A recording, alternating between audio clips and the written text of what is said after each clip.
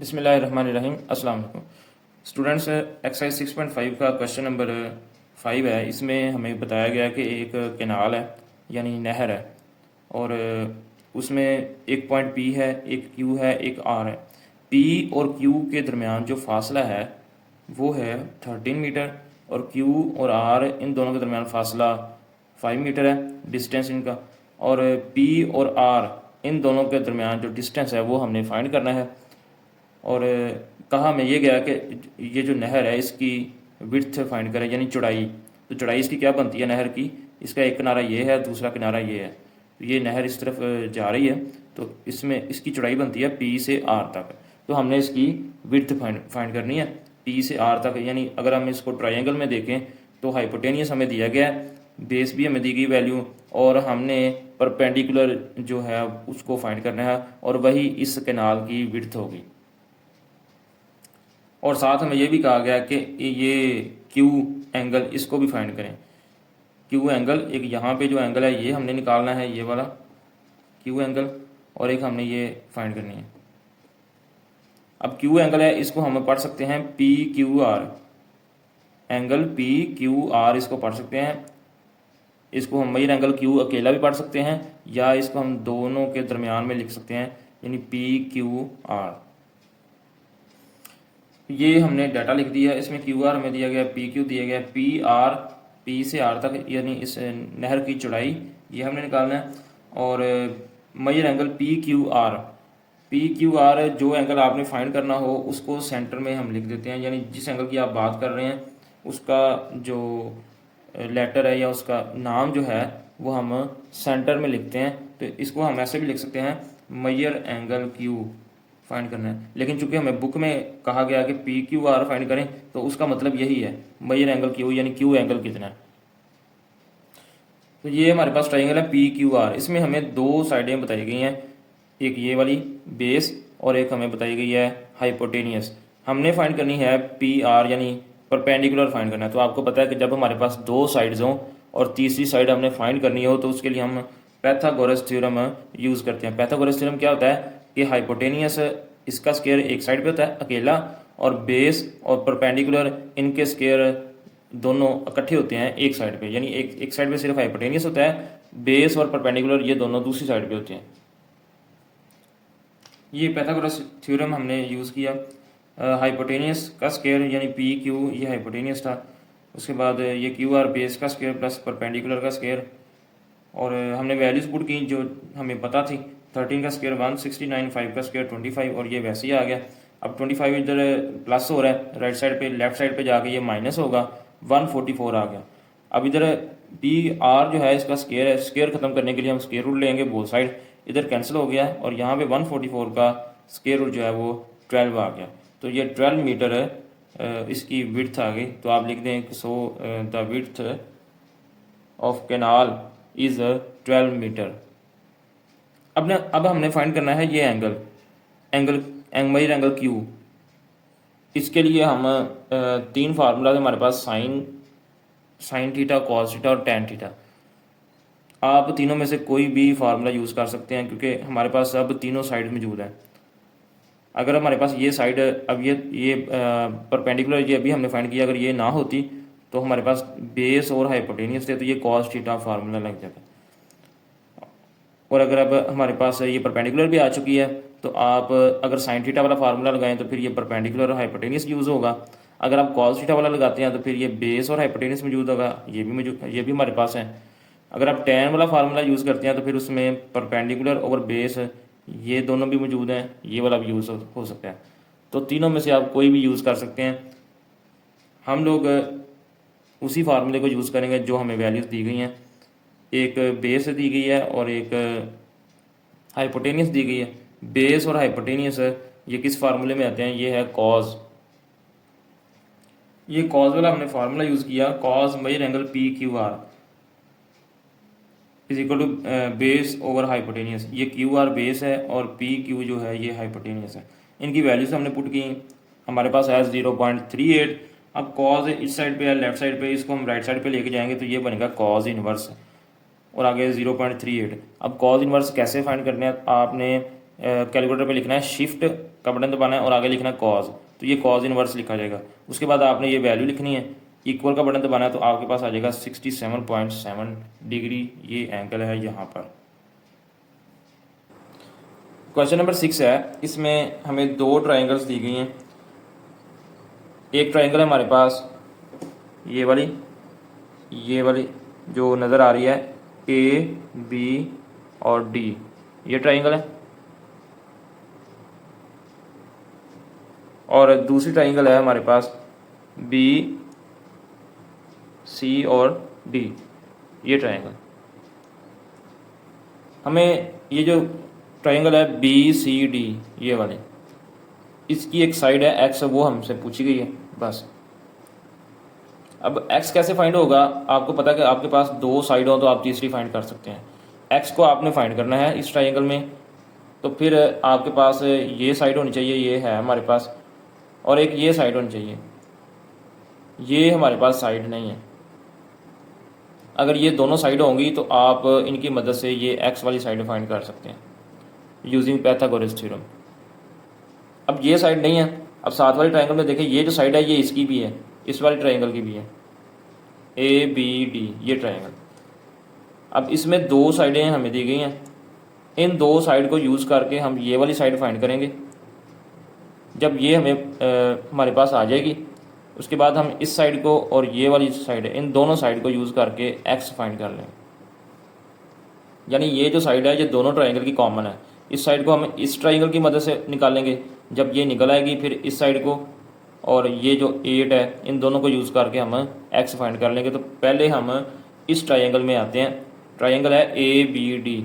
इस ट्राइंगल में दो साइडें हमारे पास मौजूद हैं, दोनों की मदद से हम ये साइड फाइंड करेंगे। जब ये हमारे पास आ जाएगी फिर इसको और इसको यूज़ करके हम एक्स निकाल लेंगे। तो इस ट्राइंगल में ए बी डी में ये है बेस, क्योंकि यहाँ पर 90 डिग्री एंगल है, यहाँ पर 90 है, और बेस इसकी 10 सेंटीमीटर है, बेस हमने लिख दिया 10 सेंटीमीटर, और 90 के सामने होता है हाइपोटेनियस, ये हाइपोटेनियस है इस ट्राइंगल का, और ये है 17 सेंटीमीटर, और ये इस ट्राइंगल का परपेंडिकुलर है, इसको हमने फाइंड करना है। हमने पैथागोरस थ्योरम यूज़ किया, उसमें हाइपोटेनियस स्क्वायर, बेस और परपेंडिकुलर का स्क्वायर, वैल्यूज पुट की, 17 का स्क्वायर 289, 10 का स्क्वायर 100 लेफ्ट साइड पे जाके माइनस होगा, ये आ गया हमारे पास 189, और इस साइड पे पी स्क्वायर है, दोनों तरफ स्क्वायर रूट लिया, पी का स्क्वायर और स्क्वायर रूट दोनों कैंसिल हो गए, 189 का स्क्वायर रूट सॉल्व नहीं होगा तो ये ऐसे ही आ गया 189 स्क्वायर रूट, ये पी की वैल्यू आ गई। यानी ये अब हमारे पास आ चुकी है वैल्यू 189 है, ये वाली 189 स्क्वायर रूट और सेंटीमीटर। अब ये जो है ये इसकी भी है साइड 189। अब हमारे पास दो साइडें आ चुकी हैं, एक 8 है और दूसरी 189 है, और ये जो 189 है ये इस वाली ट्रायंगल का हाइपोटेनियस है। यानी ये वाली जो ट्रायंगल थी इसका ये परपेंडिकुलर था, और ये वाली जो ट्रायंगल है दूसरी ट्रायंगल है इसका ये हाइपोटेनियस है, क्योंकि ये 90 के सामने है, ये 90 के सामने, यहाँ पे ये 90 डिग्री है, इस 90 के सामने ये हाइपोटेनियस है और ये परपेंडिकुलर है, और बेस हमने फाइंड करनी है। हम ट्रायंगल बी सी डी यानी लिखेंगे in triangle B C D, इसमें ये परपेंडिकुलर है 8 सेंटीमीटर, ये हाइपोटेनियस है 189 स्क्वायर रूट है, और ये बेस है, ये हमने फाइंड करनी है। बेस की जगह पे आप लिख दें x। अब पैथागोरस थ्योरम यूज़ करेंगे पहले की तरह, क्योंकि जब भी हमारे पास दो साइड हो और तीसरी फाइंड करनी हो तो हम पैथागोरस थ्योरम ही यूज़ करते हैं।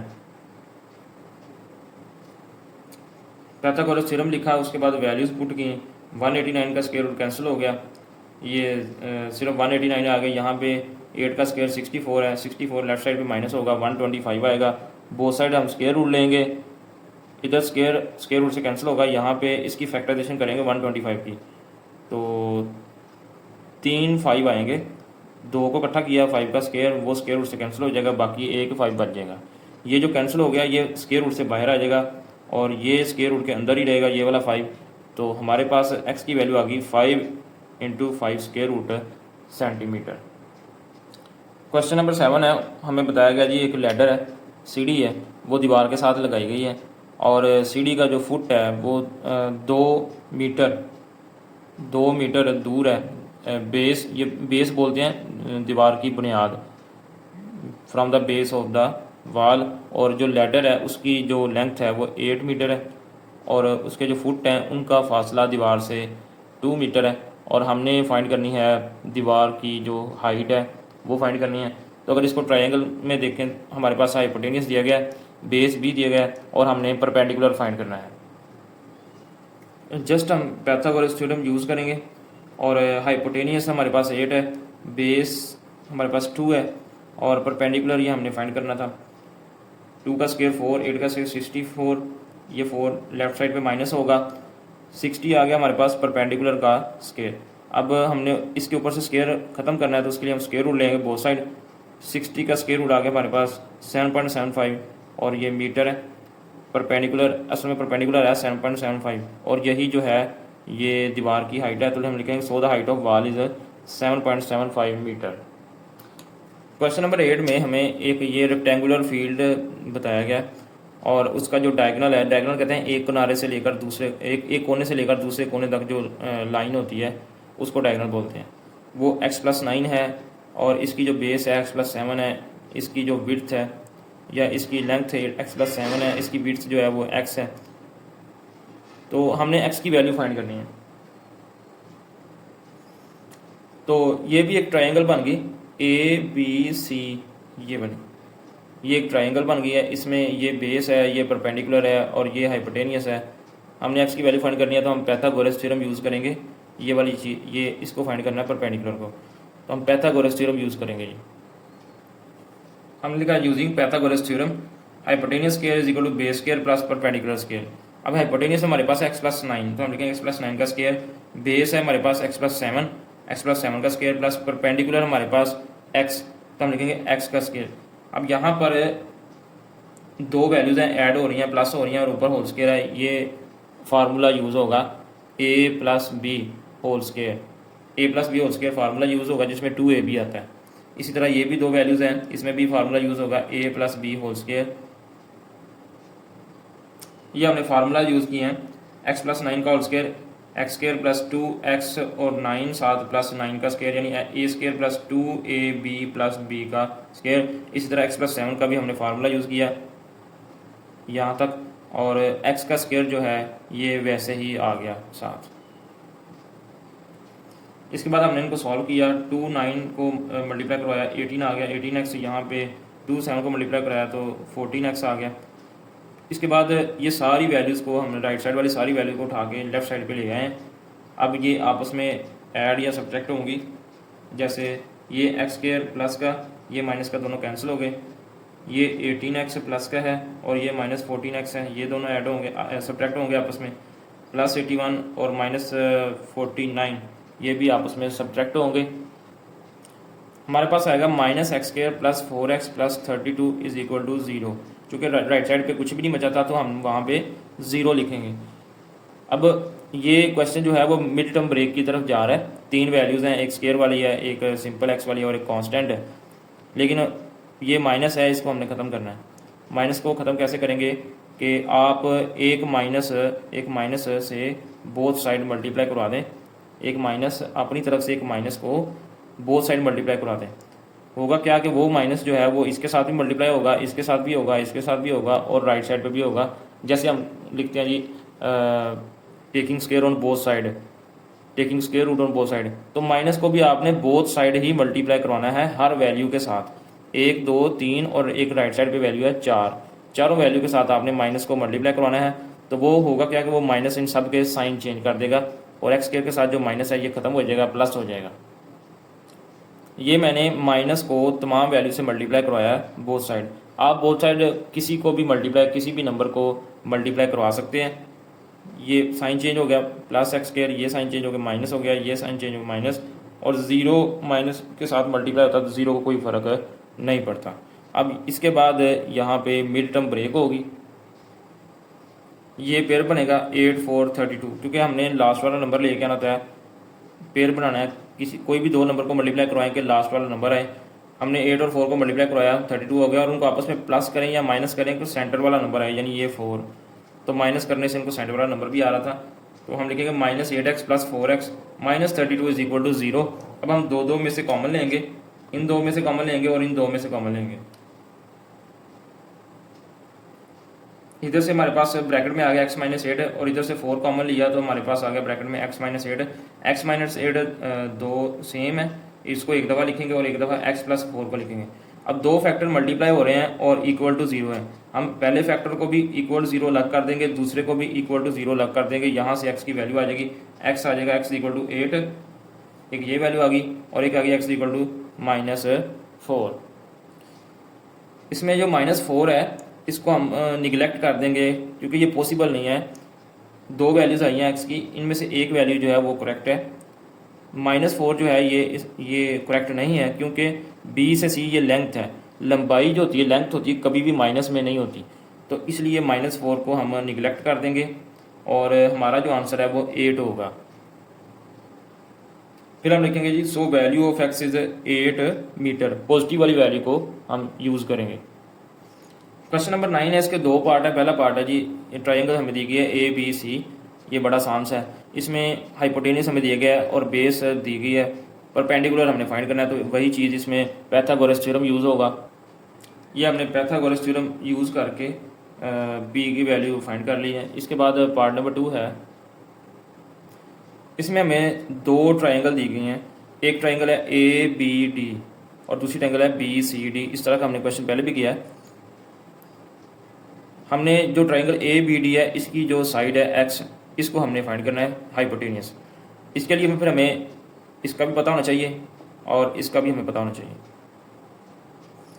यानी जो साइड आपने फाइंड करनी है उसके अलावा दोनों साइड का आपको पता होना चाहिए। हमें बताया गया है नीचे AB = BC, यानी A से B उतना ही है जितना B से C है। Measure AB = measure BC, A से B उतनी ही वैल्यू है जितनी B से C तक है, और B से C में बताई गई है 4, तो फिर A से B ये कितनी होगी, ये भी 4 होगी। एक का तो हमें चल गया पता। अब रहेगी दूसरी, इसको ये जो साइड है ये इस ट्रायंगल की भी साइड है, यानी ये जो साइड है B से D ये वाली, ये दोनों की है, कॉमन है। अब जो BCD है इसमें दो साइडें हमें दी गई हैं, एक हाइपोटेनियस और एक बेस। इन दोनों साइड को हम यूज़ करके ये वाली साइड निकालेंगे परपेंडिकुलर, और फिर जब हमारे पास ये साइड आ जाएगी इसको और बेस को यूज़ करके हम इस ट्रायंगल का हाइपोटेनियस निकाल लें। ये जो ट्रायंगल है BCD, इसके अंदर हम पैथागोरस थ्योरम यूज़ करेंगे। इसमें बेस 4 है, हाइपोटेनियस 5 है और परपेंडिकुलर हमने फाइंड करना है। तो ये हमने पैथागोरस थ्योरम यूज़ किया है। परपेंडिकुलर आ गया हमारे पास 3 सेंटीमीटर, यानी अब हमारे पास ये साइड आ चुकी है 3 सेंटीमीटर, और ये जो साइड है ये इस वाली ट्रायंगल की भी है। अब ये साइड परपेंडिकुलर और बेस, इन दोनों को यूज़ करके हम x की वैल्यू फाइंड कर सकते हैं। अब इस ट्रायंगल में ये बेस है 4 सेंटीमीटर और ये परपेंडिकुलर है 3 सेंटीमीटर, इन दोनों को यूज़ किया हमने और हमारे पास हाइपोटेनियस आ गया x, इसकी वैल्यू आ गई 5 सेंटीमीटर यूजिंग पैथागोरस थ्योरम। तो स्टूडेंट्स आज हमने क्वेश्चन नंबर 5 से लेकर 9 तक सॉल्व किए हैं। उम्मीद है आपको समझ आ गई होगी। अगर आपको मेरी वीडियो पसंद आई है तो इस वीडियो को लाइक करें, शेयर करें और चैनल को ज़रूर सब्सक्राइब करें। अल्लाह हाफिज़।